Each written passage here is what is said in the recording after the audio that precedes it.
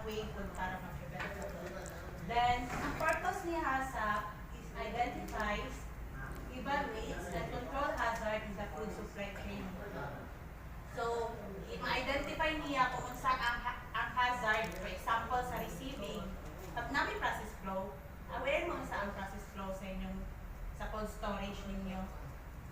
Checker operation. Aware po mo sa HACCP program ninyo. Wala lagi kabalo sila, sir. HACCP GMP program, may nana. Kasi member din sa HACCP team.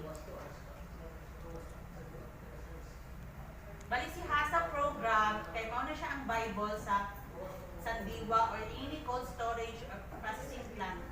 Muna siya itong basihan na, dira nakabutang dira ang steps, ang mga do's and don'ts sa itong company. Para mag-prevent na ito ang mga contamination and adulteration sa product. So si HACCP daw, mag-identify siya ang isang hazard, tapos evaluates niya and control. Then ang scope is applied to all stages of food production, include handling, storage, and distribution. So, applicable na siya sa inyo, no? Kahit nag-store mga food mo o doon. So, brief history of HACCP. So, asa daw nag-start si HACCP? Kung isa daw ang inundan niya nung nag-start siya. So, nag-start siya sa the year 1960s by the NASA or sa astronaut god. So, nag-imo daw siya kay tungod sa mga astronaut na ginapa-ano daw na sa outer space. Kaya di ba, bawal man sa, kung nana sa kanana pa sa outer space, bawal man kang pipinutihan. So, gihimo daw siya para sa ilaha.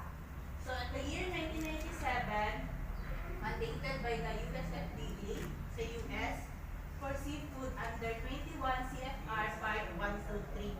So, nadala under si HACCP.